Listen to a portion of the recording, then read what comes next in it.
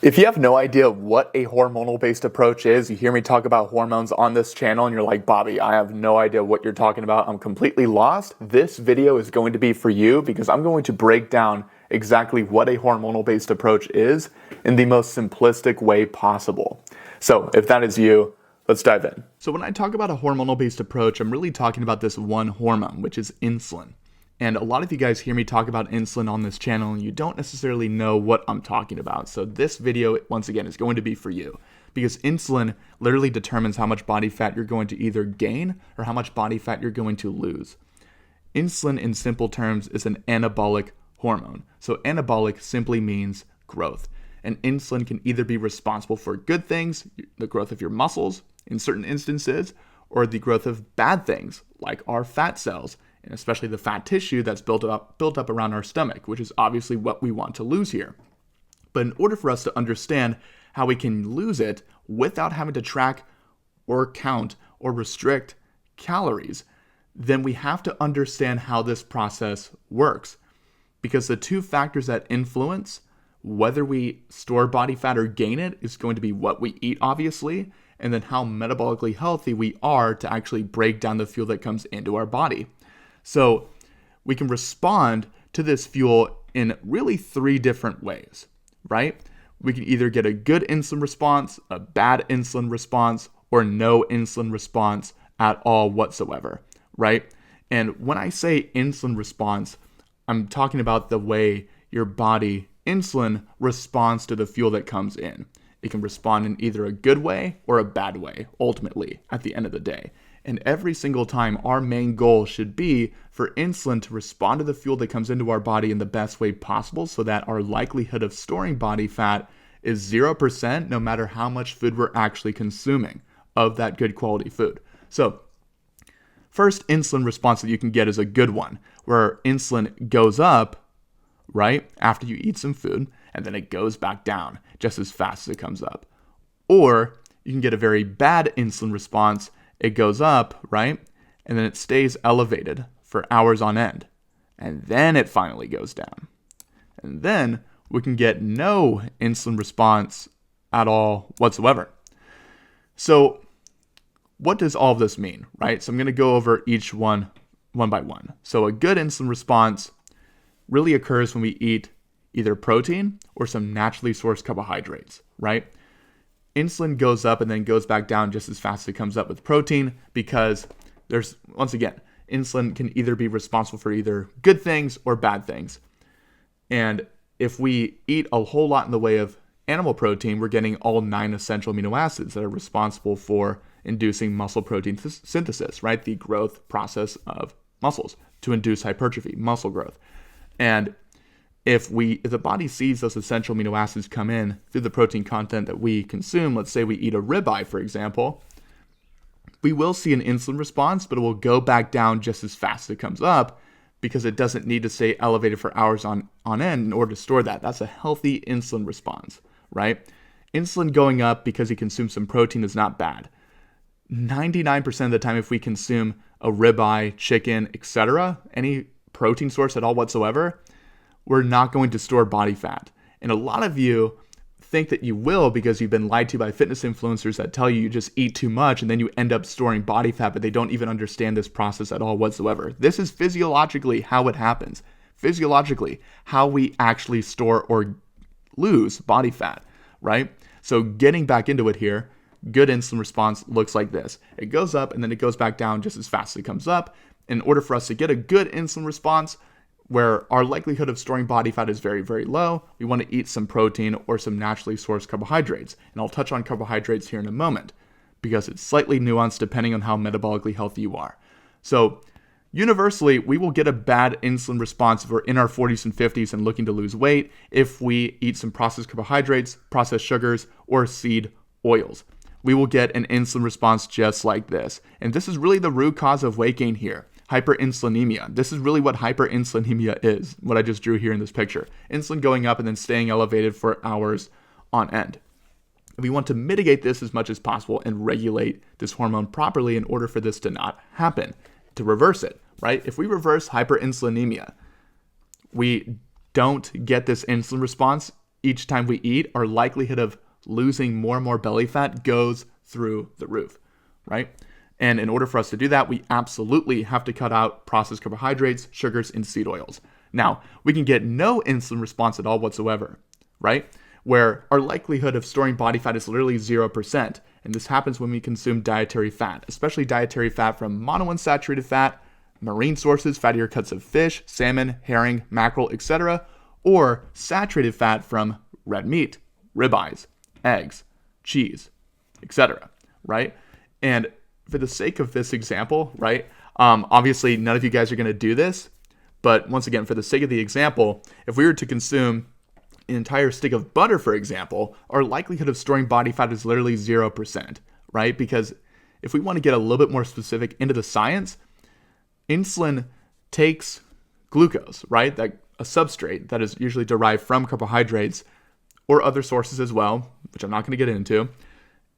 And insulin will actually store this glucose into the fat cell to be used for later around the subcutaneous adipose tissue or our fat tissue, which can be found around our stomach, arms, legs, or wherever, to be used for later, right? So that happens when we consume too much in the way of glucose, and especially some processed food, processed carbohydrates, sugars, or even seed oils could kickstart that process. Now, saturated fat and monounsaturated fat does not contain any glucose at all whatsoever.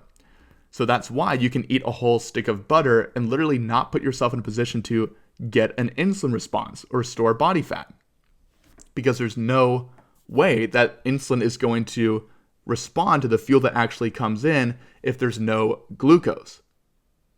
So that is going to be key. That's why I highly recommend for all my clients to really double down on their fat intake. There's certain clients that I recommend to do a 2-to-1 fat to protein ratio. For every 1 gram of protein that they consume 2 grams of fat. And this was especially true for my client Joe, who lost almost 20 pounds within his first month. And those two pictures right there are 2 months apart. And obviously you can see he's lost a tremendous amount of belly fat, right? And here's a quick video of him actually talking about how much fat he's eating and me really giving him some advice to actually eat more in the way of dietary fat to lose more body fat. 80-20 meat instead of the 85-15 if I'm looking to get more fat.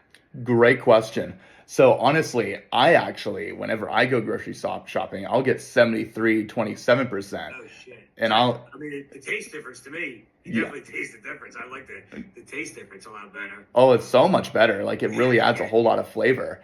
And yeah, I mean, I even went to one butcher one time and asked him to do 50-50, and that was the best ground beef I've ever had in my entire life.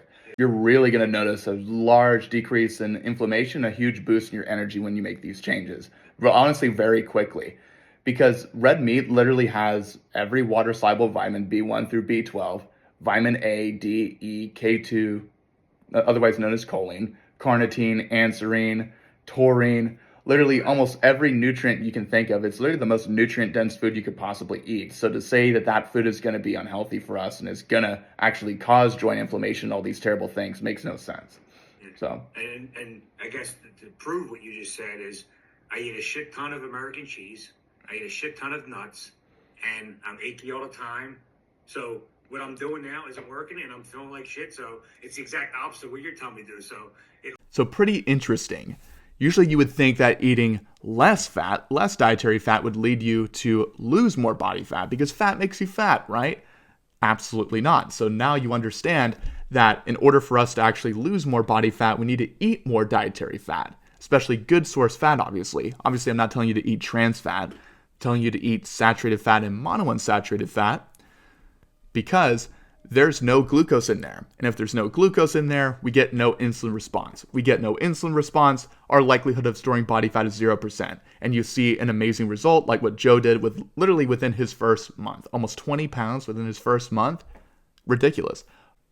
I don't think he's ever lost that much weight with any other program that he's tried in the past, eating more food and eating more dietary fat, fattier cuts of meat, fish, salmon, chicken, foods that are fun to eat, fun for us men to eat, good quality meat, right? Plenty of dietary fat for flavor and naturally sourced carbohydrates. And if you want me to customize a plan for you to help you do just that as well, then I highly recommend for you to click the first link on the top of the video description to speak with me directly to see if I can help you do just that.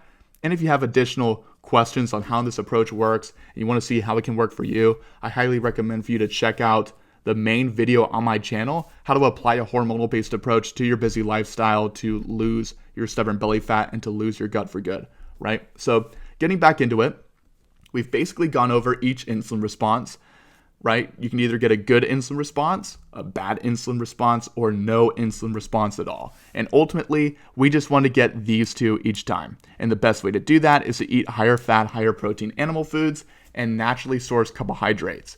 And we want to avoid this insulin response at all costs, right? We want to make sure that we never get this insulin response. And to ensure that, we want to avoid processed carbohydrates, sugars, and seed oils. And for some of us, we want to at least avoid higher fructose fruit for a short period of time until we lose our first 10 to 20 pounds. So what do I mean by that?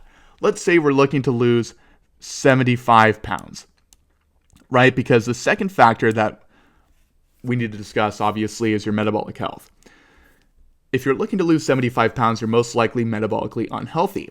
You can judge this, of course, with biomarkers, inflammatory biomarkers, metabolic biomarkers, C-reactive protein, hemoglobin A1C, your average blood sugar in the span of 3 months. You can judge this with a lot of different biomarkers as well. But the ultimate way to really judge this is how much body fat do you have around your body? How much body fat do you have around your stomach? What's your weight loss goal? If you're looking to lose 75 pounds, you're more than likely not metabolically healthy. And you are basically suffering from hyperinsulinemia, really the root cause of weight gain, where insulin is elevated for hours on end. This process right here, happening over and over and over again right here in the middle. So if we, let's say in this particular instance, we decide to consume a whole lot in the way of dates, pineapples, or any other higher fructose fruit, watermelons, mangoes, etc., especially in large quantities, then we are certainly going to put ourselves in a likely position to not regulate insulin the right way and may even get an insulin response like this, because insulin is dysregulated right now if we're looking to lose this much weight, because this process is happening over and over. Usually, if we were metabolically healthy and we're looking to lose 15 pounds, for example, we're more metabolically healthy than the individual that's looking to lose 75, we would more than likely get this type of insulin response right here, right? This one, if we're looking to lose 15 pounds, right? Because we're more metabolically healthy. We don't have as much weight we're looking to lose. But if we're looking to lose 75, we're definitely not as metabolically healthy. We're pretty metabolically unhealthy, most likely. And we're more than likely going to get an insulin response like this if we eat some higher fructose fruit. So I've had a lot of clients that I've worked with directly where I've certainly taken a look at how much weight they're looking to lose. We overview everything, pick their whole diet apart, what actually led them to get there in the first place, and we basically judge how many grams of carbohydrates they should be eating depending on how much weight they're looking to lose. So this was especially true for Chris. He started at 236, and he was looking to get down to the 180s. So he definitely had more of a larger weight loss goal, right? Looking to lose around 55 to 60 pounds, roughly. So we started off with a carnivore diet, actually, for him. So he started off with carnivore and lost a ridiculous amount of weight, and he was actually open to that idea. That's not going to be everybody. You can still get away with eating a small amount of carbohydrates, around 100 to 150, and in certain cases, maybe even 200, depending on how active you are as well, if you're looking to lose that much weight. But for him, he was all in to take the carbohydrate notch down to 0 and see some fast weight loss results. And he did. He lost 36 pounds in 3.5 months. Then we decided, actually around the tail end, right when he was around 210, to slowly increase his carbohydrate intake. And he was really worried. He thought he wasn't going to be able to pull it off, but he did. He lost another 10 pounds and ended up breaking the 190s, and now he's down to 183, eating more in the way of food, more in the way of dietary fat, higher protein foods, and eating more in the way of carbohydrates. We just had to start off slow. Start at 0, slowly took it up to 100, 120. Then we ended up taking it north of 150. And then now he's probably well north of 200. I haven't spoken to him in a little bit because he doesn't need to work with me anymore, obviously. And you can see that with this video right here.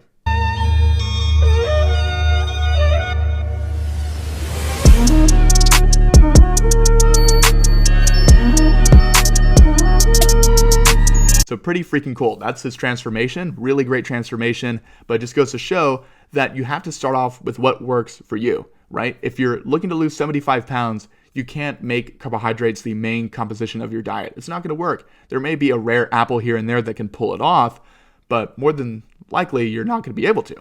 So that's just a good example of starting off slow. It doesn't mean all of you have to start with a carnivore diet, but if you're looking to lose this much weight, especially north of 50 pounds, then we have to keep our carbohydrate notch somewhat low and then slowly scale it up over time. And this is what I've done with a lot of my clients. Steve, we did the exact same thing. He lost 20 pounds within his first month. He started off with around 100 to 150 grams of carbohydrates, and then we increased it again once he lost his first 20 pounds. And now he's going to be in a position where he can certainly eat a whole lot more in the way of carbohydrates, probably north of 200 grams, now that he's at 210 when he started off around 244. Pretty insane. So that's basically it. I just wanted to go over your insulin response and how this actually works and piece it all together for you and give you some applicable action steps on how to do it, right? So just to recap, you can either get 3 type of insulin responses here, right? A good one, a bad one, or no insulin response. And mainly we want to get either this one right here or this one right here and avoid this one here. And the only nuance is the amount of weight you're looking to lose, right? That's going to influence how many grams of carbohydrates you should be eating, especially from higher fructose fruit. If you're looking to lose 15 or around 15 to 20, I would say, you can certainly get away with getting a good insulin response, right? When you eat more in the way of higher fructose fruit. But if you're looking to lose north of 50, around 75 pounds, right, you're more than likely going to get a negative insulin response because you're already suffering from this process, and you're going to exacerbate that process if you consume more in the way of carbohydrates, even from a natural source, especially a higher fructose source, dates, pineapples, watermelons, etc. So if you are this person, lose your first 15 to 20 pounds and then slowly scale your carbohydrate up as you lose more and more weight. And this is exactly what I do with all my clients by fully customizing a plan for them with full-on accountability, plenty of structure, and a plan that will actually address the root cause of weight gain right here that I just broke down in front of you today. And if you want to learn exactly how you can do that and get a plan that fits seamlessly with your busy schedule and so you can lose your stubborn belly fat and get a flat stomach,